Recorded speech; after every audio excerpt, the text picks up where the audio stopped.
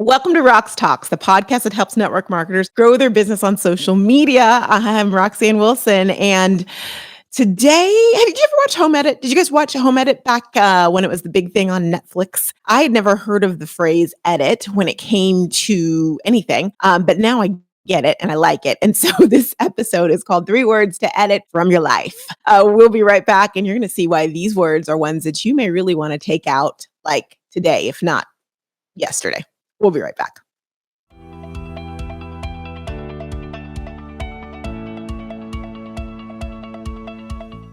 Are you loving the Roxtalks podcast? I love that you love it. And I love that it's helping you grow your business on social media. Did you know, however, that you can check out all the things said ever in the history of ever on the podcast very simply and easily? Yeah, it's true. There's actually a special database that allows you to just type in the word, like Instagram Reels. And then every time on the podcast, we've discussed Reels and given you tidbits. You can go right to that and get the information you need. And it's free.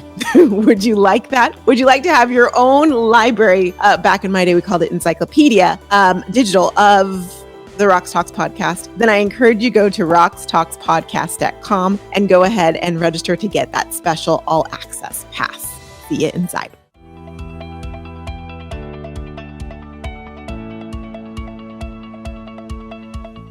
So the Home Edit, I'm telling you right now, when I watched that show on Netflix, I was all into it. I mean, partially we're here, of course, in quarantine and lockdown, but I was loving it. Literally, I ended up getting a bunch of things from the Container Store. I redid a lot of the kitchen. I redid my bedroom.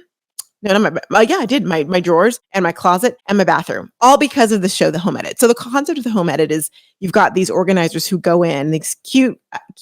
I can't even remember their names, Tessa or something. Anyhow, they go in and they edit people's homes. And this show showed them editing one celeb and then one everyday person's home around the country. And I was all in. I loved it. I'm waiting for season 2. Hello. And I want to mention to you, I was at the Container Store and I saw apparently there's a Home Edit crew here in Orange County, and they were there getting in early to get some stuff. I was like, what? Anyhow, I tell you all this because I'd never heard of the word edit. Call me antiquated, call me not HGTV enough, but I didn't know that was a thing. And so now I'm like, oh, I like the word edit in different places in my life. And today we're going to talk about 3 words that I'm going to challenge you to edit out of your life. These are 3 words that I learned. One, I learned from myself. One, I learned from a mentor. And the other, I learned from a client that are really not life-giving and will actually, just like when you declutter, you get rid of the things that you don't need anymore, are things that you can take out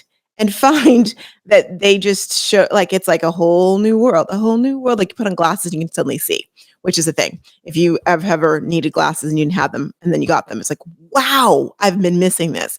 So we're going to go through these 3 words right now. But as we do that, I want you to think about some words in your life. And I really would love you to send them my way or tag me in a story at Roxtalks, because I would love to know what words you're realizing right now you perhaps want to take out, or you're taking out, I should say, hint, of your vernacular. So let's dive in.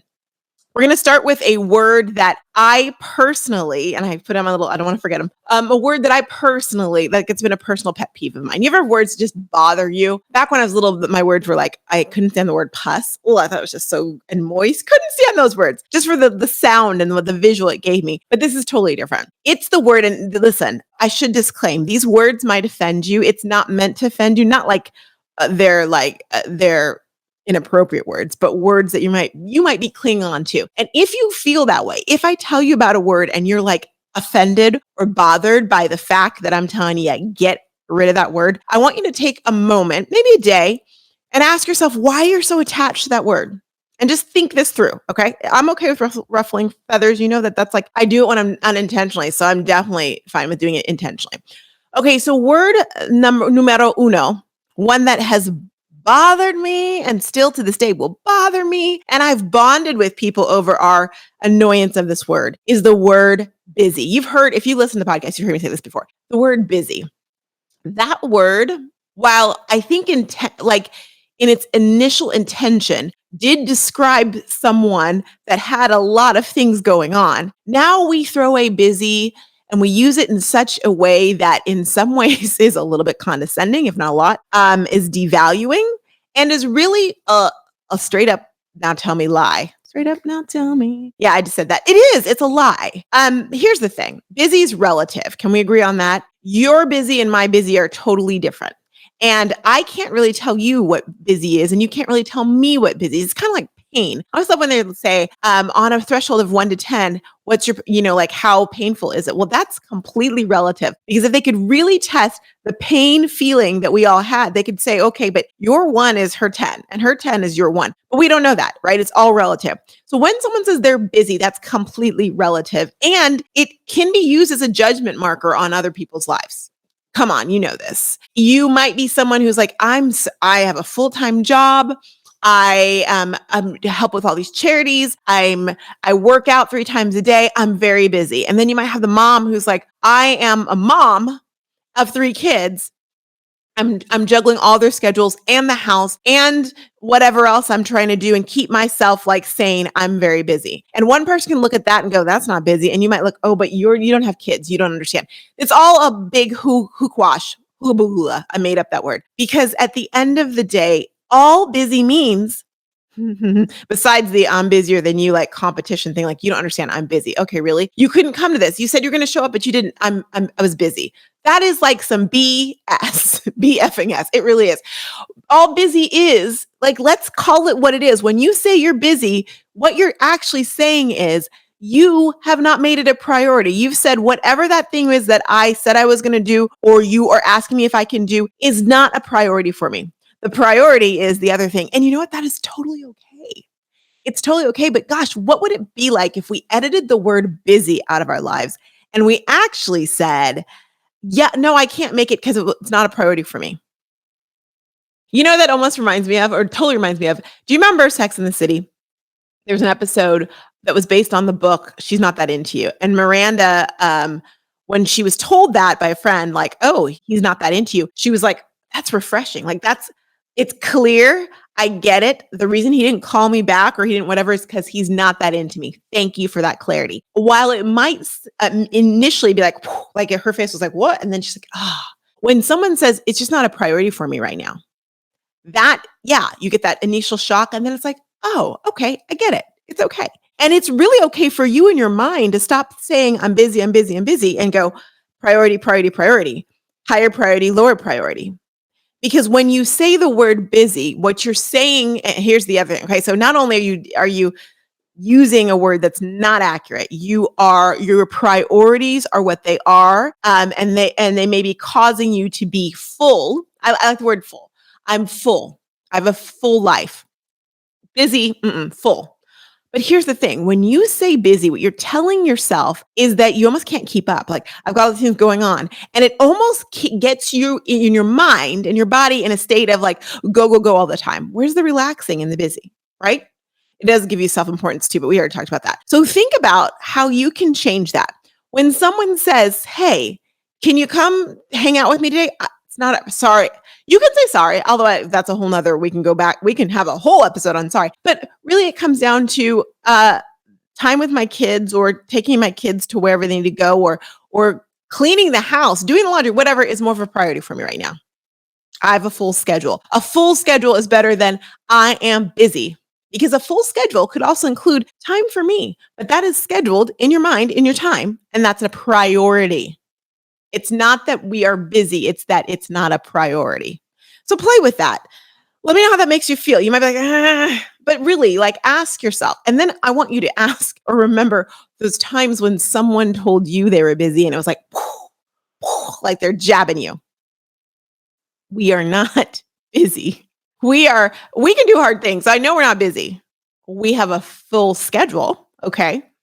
And we've made priorities, but the reason you're not going to something isn't because you're busy. It's because it's not a priority. It's not a value to you. You don't value it. And that is okay. You can value what you want to value. Okay. The second word, are you ready? This one comes from courtesy of, and I'm going to give her a shout out right now, the wonderful Sarah Tran. I'm one of my clients and a network marketer juggernaut. Yeah, she's amazing. She said this to me the other day and I said, I'm going to use that. I'm like, just so you know, that's coming in my podcast. She's like, okay. The word try. She's like, you know what? I've decided I'm taking the word try out of my vernacular. I'm not going to use the word try anymore. I'm either doing it or I'm not, but I'm not trying to do it. And I was like, wow, so good. So good. Because when we say we're going to try to do something, it almost, first of all, it absolves us of, we get to be in that gray area. It kind of absolves us of responsibility. Well, if I don't make it or if I don't do it successfully, I tried. But it also immediately gets your brain into the sense of it might not work out. I may not be able to conquer this. I don't. Probably going to fail. If you say I'm doing this, it changes everything. So when you think like I'm going to try reels. No, I'm doing reels. I'm doing reels. It's such a powerful, like it's almost like you're in that superwoman stance, right? You're like, I'm doing reels. Now, I'm going to try and do reels. I'm going to try and figure out technology. I'm going to try and slide into a DM or I'm going to try and do a lead gen. No, I'm doing it. I'm creating it. Like put yourself into the action of doing it and not the try. Okay. Because you do things you don't. You will or you won't. You do or you don't, no more. Remember, like this 3LW. I'm aging myself, but that was a good song. Baby, I'm a do right. I still don't know what that means, but I loved it. You are doing it or you're not. You're in it or you aren't. You're not trying at anything. And it's already been great for her. And I'm like, I love that. I'm taking that. Okay. The third one that I learned, and I mentioned one mentor, actually two of my mentors, my coaches, really instilled this in me over the last couple of years. And it's something that I try and change conversationally and encourage others to do as well too. And it's that word, y'all, need. And honestly, that need, there's a couple words with it, but we're just doing 3 words. Say need. I need this. Need, when you say you need something, it means you're lacking something, right? If I need it, you don't have it, which means you're lacking it. And while it seems so simple, like, okay, so what's the big deal with that? When you literally say that you need something, you're putting yourself in a lack mentality. And then it's almost like you're grasping at trying to get it. So this kind of goes along with try in the sense of like, if you're like, I need to figure out how to do blah, blah, blah. Say, I'm figuring it out. One thing I use with my clients all the time is mastering. When they're like, I need to figure out technology. I'm like, you're mastering technology? I need to figure out how to do an Instagram story. You're mastering it. You're it's not a need thing because you're already there. If we want to get good at something, if we want to master something, if we want to improve ourselves, one of the best things we can do right here in our heads as we're going through that process and the time and the journey is to actually act like we're already there. It's a mental thing, and you can check out Dr. Shannon Irvine. She can give you, like, she breaks it down with the neuroscience of all of it. She's a neuropsychologist. Psychologist? That's right. Yeah. And hello, she's a brain doctor. Here's the thing. What's really interesting is our brain is that big of a deal. My brain's a big deal. We need a shirt for that. My brain's a big deal. It's such a big deal that if you start acting like you're already there, then all the things come together and your body and your mind work to being there because you already believe you're there. So if you're saying you need something, you're acting like I don't have it. And your body and your mind sees all the things as proving that you need it and you don't have it. But it's not getting you to the point of acquiring it, achieving it. I know that sounds a little like, woo, but seriously, it's a big thing. And I've seen that and I've lived that and practiced that over the last couple of years. And it's so, so true. And I have to check myself. It's the little words that we use when we are going through a day that actually not only are those rose-colored glasses or the not so rosy colored glasses, those gray glasses that make us see things in an empty way or a full way, but it also determines how long it takes for us to get to the journey or if we even succeed at the journey.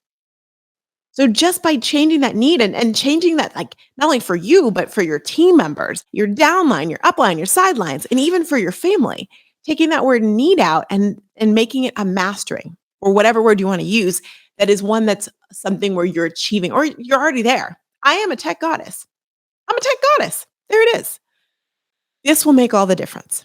Okay, so you've got 3 words that I gave you. I'd love for you to make a list of more because it's amazing that self-talk that we do, that we just need to edit. The home edit women would be so proud of us. Number one, take out the word busy. It's not a priority. We have a full schedule. But the busy thing is not a thing. Okay. Number two, try. You're not trying to do something. You're doing it. You are doing it. You're doing it. It's so, I don't know about you, but when you're like, I'm doing it, I'm like, oh my gosh, I'm doing it. You are doing it. And then last but not least, need. We don't need no stinking need.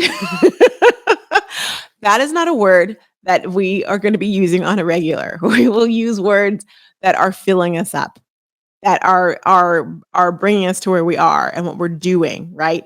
So the need, I might have said them wrong. Busy, need, and try. I hope I got them all in there in the recap. You'll bear with me. You've got one going on. Okay. You're picking up what I'm putting down is what I'm trying to say. Okay. I really want to know what words you would like to add to this list. This is just a start. Give us more words. I'd love to know what they are. Share them with me. Go ahead and email me, roxanne@roxannewilson.com. Send me a voice memo. I'd love to hear it. And if you send me a voice memo, by the way, on Instagram, Roxtalks, I will put your voice memo about the word you want to get rid of on the podcast. How about that? All right. So, because I know that the words that you are wanting to get rid of, that's another one. Ooh. The words that you are editing are words that we can all learn from and edit ourselves. All right. We'll be right back.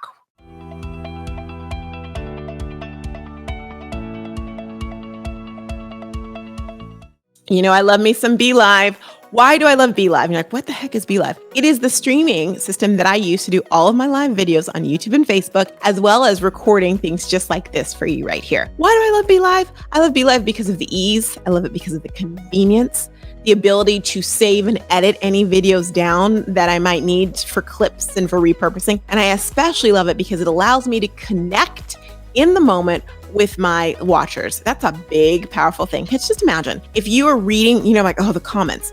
I hear all the time from clients, it's so hard to read the comments when I'm doing a live video, Roxanne. You know where it's not hard? On Be Live. It literally is a platform that shows you the comments simply and clearly, so that it allows you to actually bring those comments up on the screen. Can it get any better than this? I say it can't, but then Be Live is always adding a new feature that allows us to really grow our business in a lot of ways. If you're like intrigued, if you're like, I've seen your lives, I see what you do there. If you want to know how to, or you want to just try it for your live videos so that you can get a leg up, you can stop the scroll and look more professional because you are. Let people take you seriously in your network marketing business seriously.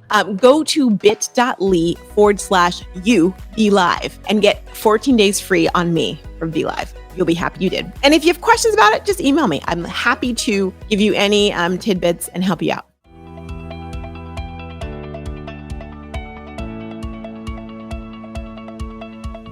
A little bit of behind the scenes for you before we say au revoir to this episode. Y'all, I really feel like April is just zooming. How did that happen? Like, at first I thought, well, March, it's kind of still March. April 9th, I'm like, it's still kind of March. It's like March after party.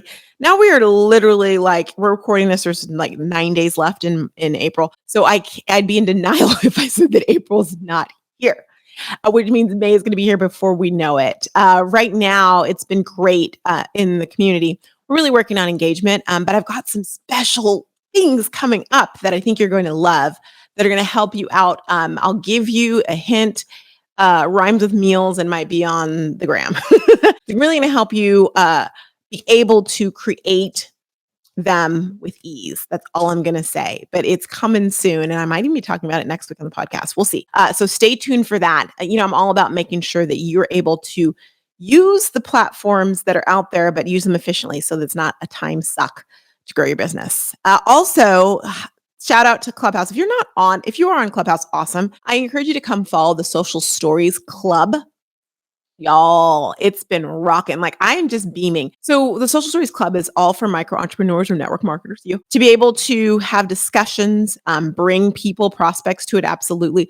Talk about your expertise, talk about like network marketing and tips on that. All of the above is there for you. And this week has been a rocking week. In fact, is this the most? No, I think we have 4 different rooms going on this week in the Social Stories Club and such a great variety. So we have the community Clubhouse, which I highly recommend you come to with Laura Johansson. It's once a week, and Cindy Fox. And it's really a time for you to Like if you're looking for camaraderie, if you're looking for support and an ability and a judgment-free zone to talk about whatever is on your mind, we kind of take the conversation where it's going to go, and it really has been a great asset for those. So check that out. This week we also had, I know you're like, but Roxanne, these are last week. I know, I'm sorry, but Community Clubhouse is every week. In fact, it is on Tuesdays typically. So, but if you follow the Social Stories Club, you'll find that.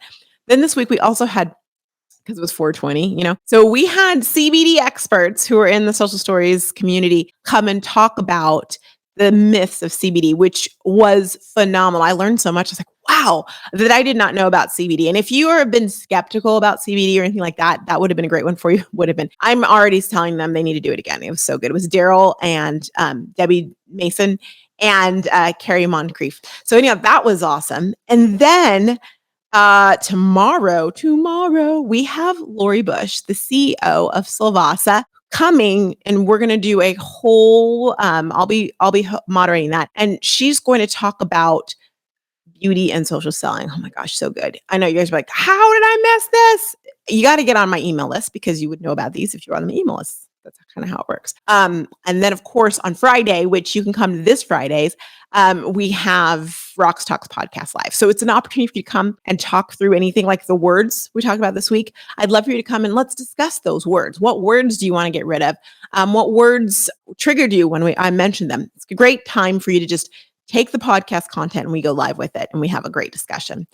If you're not, so more of the story, if you're not in Social Stories Clubhouse, go to Social Stories when you get in Clubhouse, just search for Social Stories and you can follow the club and you're going to be really amazed. And I think it's a great place to, I know it's a great place too. If you're like, I'm trying to figure out Clubhouse, here's a safe space where you can figure it out. We also do a tour regularly as well too, to give you just the 4-in-1 on what it's all about and more. And it's growing. So I'm so excited about that. That's been exciting. And I can't wait to see you in it. Other than that, what's shaking bacon? It's been a week.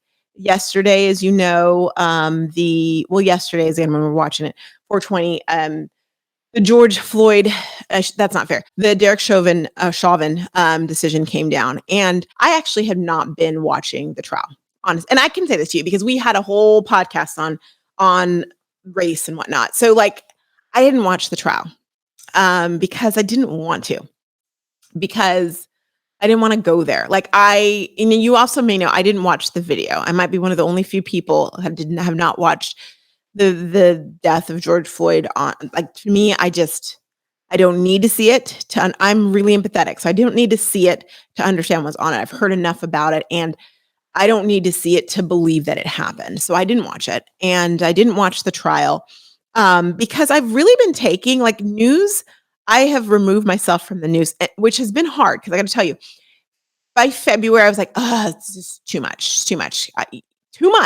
So I stopped with the news, but then I was like in office hours and I'd have a client tell me, I feel really weird talking about this because I'm in Colorado. And I'm like, what happened in Colorado? And another one talking about my family was okay, but my neighbor's houses, I'm like, what happened? So here's the thing.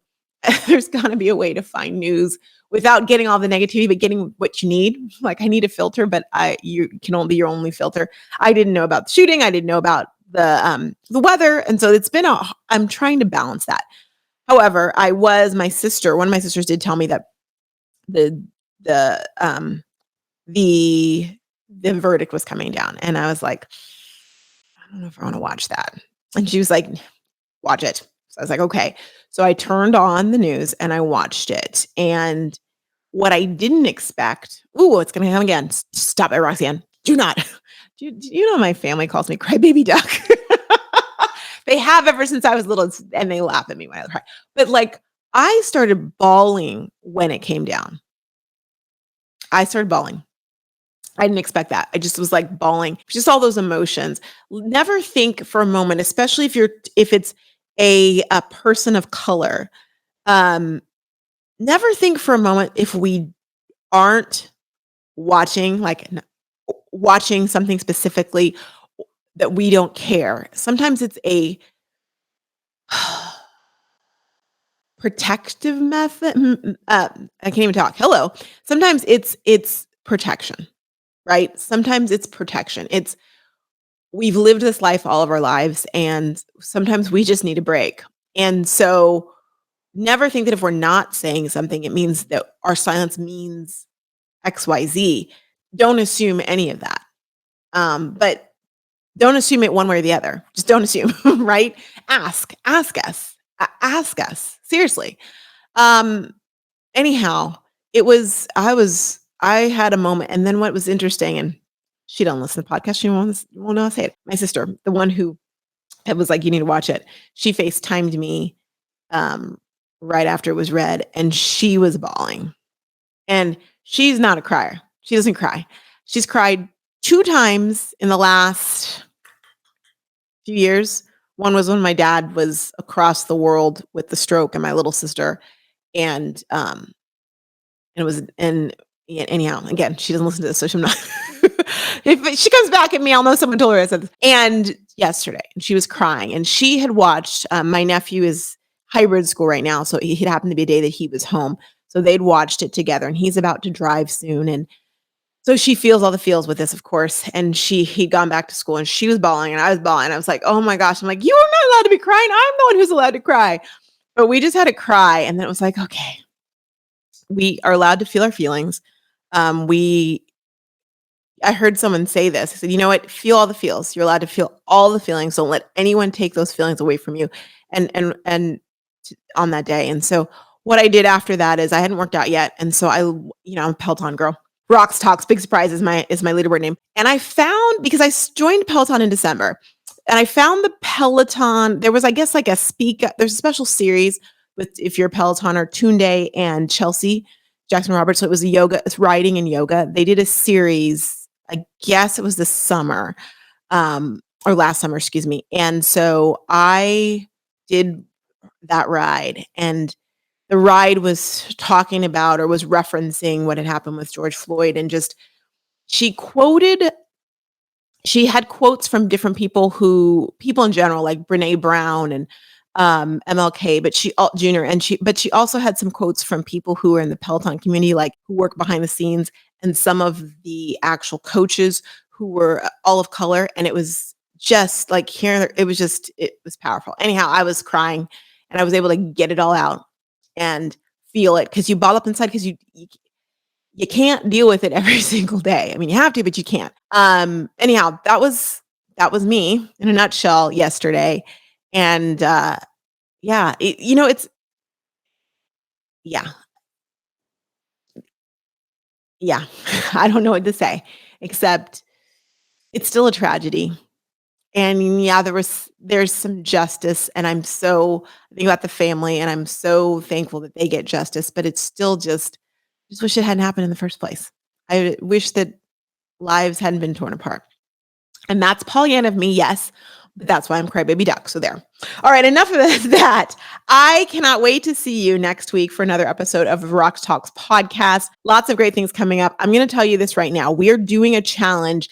All these things. I hope you're writing it all down. We're doing a challenge coming up in the Social Media for Network Marketers Facebook group that is free to everyone, that I think you will want to be a part of. It's all about scheduling your posts.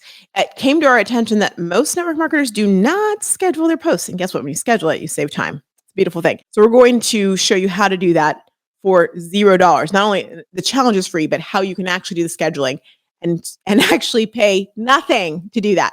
Hey, what? Yeah. So if you're not part of the Social Media for Network Marketers Facebook group, I highly recommend you get on there. Enough. I've given you all the places. Clubhouse, going to get on the Roxtalks podcast list, so you get all the goodies. And of course, you're enjoying that Facebook group. So to you, I want to remind you, you're not ahead, you're not behind. You're exactly where you're supposed to be, where you need to be. I'll see you next week for another episode of Roxtalks. Bye. And if you loved this episode, share it with someone who needs to hear it.